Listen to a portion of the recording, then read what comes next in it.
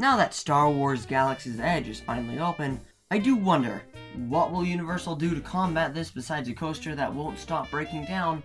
Oh wait, a fat Italian plumber!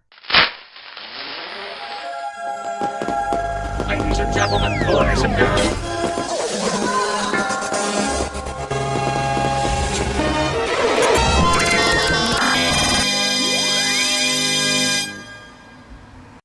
What's up, visitors? Tank here, and this is Discovery Park Studios, and don't get me wrong on this, I do love Nintendo, and I am excited for this expansion, even though I might not sound that way. I think I just sound that way no matter what. So anyways, we're going to be talking about the Super Nintendo World expansion coming to Universal Parks around the world, which I am very excited for as I do love playing Nintendo games. They are very, very fun, and I do enjoy them, and I think this was the perfect idea to combat something like Star Wars, as Star Trek would not do anything, as Star Trek has always been second behind Star Wars. But Nintendo is something that just about anybody can enjoy. You can be a 40-year-old man and still love to play Mario games. You can really be any age. That was a really good idea of Universal to do this. I do really like this idea, and I do believe this can be their next Harry Potter if it is done well enough, and out of what we know, it will be done that well. Anyways,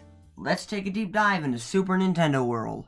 Let's first start off with where it will be going. It will be going to Universal Studios Japan in spring of 2020, right before the Summer Olympics. And I believe this might bump up Universal Studios Japan's main attendance, as it should. But another thing that I did find out, it already does really well. And since this will be opening first in Japan, and considering people love Nintendo in Japan, I believe it's mostly Sony and Nintendo when it comes to games, but most of the demographic is Nintendo. So this might do really, really well there, and I think this is why they decided to start it there first. It's a big risk, considering this is pretty big, but considering that now we've seen that Star Wars Galaxy's Edge cost over $1 billion, and this is just a little over 550 million, I think it won't do anything if it sort of fails, because Universal Studios Japan is always doing well, unless attendance somehow just drops, like happened at Disneyland. The first Super Nintendo World will be based off the Mario Mushroom Kingdom from the Super Mario Bros. Games, and you will enter this land through a Mario Warp Pipe, which is probably the best way to ever enter a video game world, including since that is an icon of the franchise. No matter where you go, you'll most likely see it. And where you come out of this Warp Pipe will be Peach's Castle, which is looking to be on the secondary level of this mega complex. And it looks like this will feature the meet and greet area where you can maybe meet Mario, Luigi, or Peach, or even Toad, or other Mario characters, because there's a lot. Maybe even enemies, but those are somewhere else. This might also feature some seating, or maybe just a normal meet and greet. I believe it'll just be a meet and greet, which is totally fine, as it's a good entry area. It also does look like once you enter this land, you will not be able to see other themed areas, which will add to your immersion, unlike certain places like maybe at Islands of Adventure you can see the giant building holding the Jurassic Park River Adventure. But this, I think, is what keeps immersion the way it is. Also, it looks like there will be a main entry and exit point, with the exit point maybe being the bridge or one of the walkways which can be seen around the area. The bridge will most likely be to somewhere else. Maybe just might be an exit, as later I'll mention what the possible other tunnels could lead to. And other than that, it does look like this will feature a Diagon Alley style walk-in, where it gets all tight and then you come out, boom, there's this mega land where it keeps you in that immersion, which was a good idea then. The immersion for this land will use magnetic bands, which, if I'm not to quote the CEO and chairman of Universal Creative, it has a big red Mario symbol on it, where you'll most likely be given it as you enter the land, or maybe at Peach's Castle, which, put on simple. But that is the interactive piece that'll connect you to this world. Also, you can score points, not to put that in quotes, into the band, and you can transfer those points from like the Mario Kart attraction into your, maybe like a Nintendo game you have, or a Nintendo Switch at home, which I think we'll keep that interactivity, like maybe your save files from the game, play at home, transfer into the Magnetic Man, might be using an NFC chip used in the Amiibo, which are sort of abandoned now. Anyways, it does look like we will have some sort of way to connect the games to the land on the console. I won't be surprised if they find a way where maybe you can even connect the console like the Nintendo Switch. Even though that will be gone soon, they could simply change it to the next Nintendo console that's handheld, or that can interact with the world as well, which I think will be good. It might have to be its own app. It would be an interesting thing to have. Let's start off our journey through this land on the bottom area, or floor, which one main thing that I do see here is that there's a Toad's Hut, which can obviously be found in the games, where you get power-ups and maybe little mini-games, which can help you on your journey. This is mainly in the 2D games. But anyways, the name for it is, out of what we've got from the leaked model, is Toadstool's Cafe, which, that's the thing, Universal, they really put a lot of care into this with respecting the games, as you probably wouldn't know that Princess Peach is also known as Princess Toadstool. So that basically means restaurant, and it's called Peach's Cafe, which I think this might feature foods, like maybe it would be funny if they had like a fire flower cupcake or something, or snack, where it could have, where you eat it, it's spicy, or like, oh, a 1-up drink could be like a Powerade or something, which could be like funny jokes in it, which I am very excited for this. But a cool thing about this that I did find out is that this does connect into a area behind, like a bigger show building, which makes sense, like below where you enter Mario Kart, where I think this is where they're gonna have a lot more food and maybe more seating. I really like this, how they're respecting the games, but we need things later in the games, like because there's so many power-ups they can use for this, like as I mentioned, Fire Flower could be a spicy treat or something funny. Then we find the entry point to the first attraction to this land. This attraction will be Yoshi's Adventure, which is an Omni-Mover style ride where guests look like they'll ride on the back of Yoshi's, which it might just be, 2 people as always, as Omni-Movers normally are. This is obviously a normal idea for a ride, because Omni-Movers are pretty simple to make, and it has huge capacity, so it could eat up more crowds. But this ride is fairly small, but will be a simple, fun ride. There is an outdoor scene which can be found in the maps that do show that there will be a bridge scene, which has been seen in the leaked map, which I've already mentioned, which is further proving this, not mentioning that the model looks like users dropped inside the Epic Universe concept art. Anyways, this ride does look really fun. Can find a pathway that does lead up to it, also in the leaked map of where it'll be, so that the queue will mainly be on the area below it, and then where you enter it, you go up and get onto your Yoshi. It'll feature lots of animatronics most likely, and I won't be surprised if they find ways to integrate as many Mario enemies as they can, as there are so many. Probably will have to fit it into a ride like this. They most likely won't, and I believe this could be inside of a cave area, underground area as well. This ride does look fun, and I won't be surprised if we do get to see or witness or hear Yoshi eat an enemy. I would love to see all the enemies in animatronic form, but it's just the fact that this is a Yoshi ride. Everybody loves to ride Yoshi in Mario. I remember me and my cousins would fight over who would get to ride Yoshi. Then the other ride is the Mario Kart Experience, which is obviously the one that I'm most excited for, as Mario Kart is probably the funnest game to play that's not a base Mario game, but is just overall fun to play with other people. And this was obviously a really easy choice, as it could easily be a coaster. It's not going to be a coaster, but it's a simple idea, but Universal's pushing it more than a simple idea, and I like that. This is looking to be basically just Mario slapped on a test track with new technology when you first hear about it, but it's not. It's way new technology that looks like someone else has already tried to copy, but this is looking to be way funner. The Mario Kart Experience will most likely not feature outdoor parts, but will feature many fake outdoor scenes. You will be able to travel along many Mario Kart tracks, hopefully Rainbow Road specifically, as everybody knows that nightmare, do they? And anyways, this ride will integrate lots of augmented reality.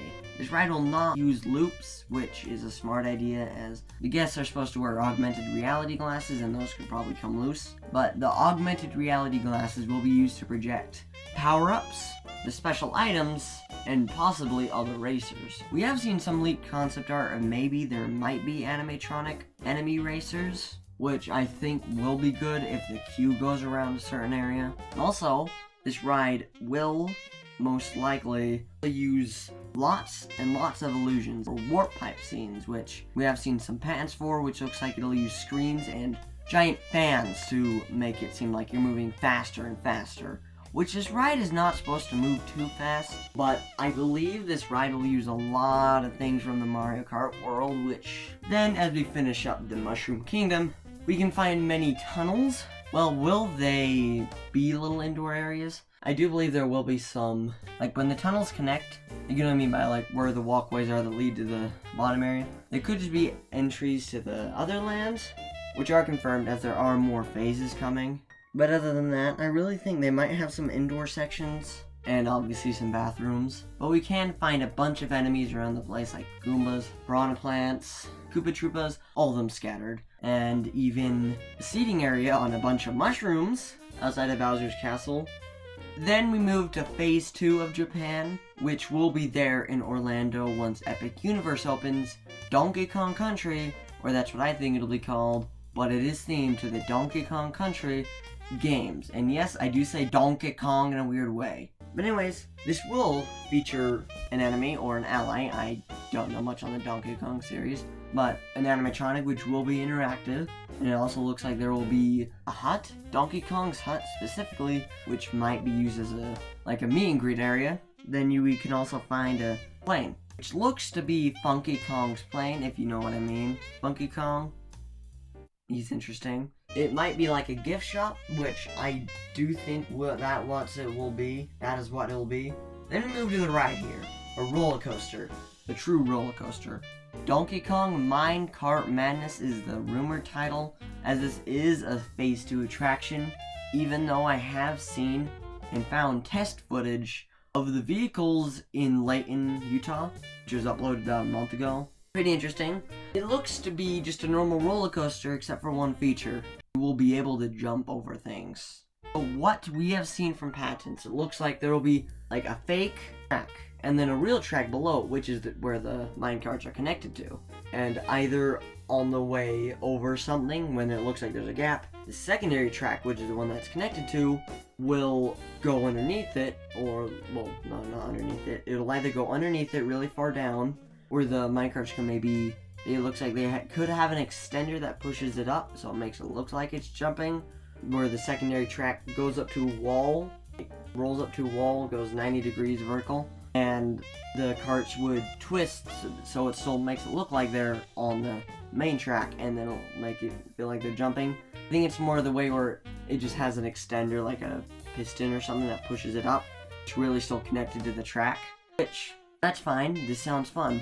Never played a Donkey Kong game, but I do like Donkey Kong. It looks to be a small land. This might be done maybe in 2022, 2023 for Japan. It'll be there in Orlando whenever that's gonna open, because it was originally going into Kid Zone, which it's not anymore. That's all we have for confirmed. Let's quickly talk about where else it's going. We do know it's going to Japan. Phase 2 might be the Donkey Kong area. It could maybe be Zelda, which we'll talk about later. But then Hollywood is getting it maybe late 2021, which we've already seen construction and it's gone vertical. It's probably just going to be the Mario Kart ride, as they don't have much space in Hollywood. They don't want to get rid of the tram tour and all that because they want to keep the studio theme, despite how broken it's gotten now. And there is the one in Orlando, which will be opening with the third park, or fourth gate as they say, Universal's Epic Universe, which might be done 2024, 2025. I have seen that they've already started construction, or removing land, probably starting to build something. But we don't know how far off it is. It's probably really far off. And I'm going to go in depth into that some other day. But that's it we have for confirmed. Then we have rumored. we know this is not going to Universal Studios Beijing first, as out of what I do know, there is something going on in China that's kind of causing trouble between China and Japan, so that might cut off ties for Nintendo at there, which I'm fine with that. I'm probably never going to go to Universal Studios Beijing, and considering they already have everything filled up. Singapore, maybe. I don't know if it has a chance of going to Singapore. It probably won't.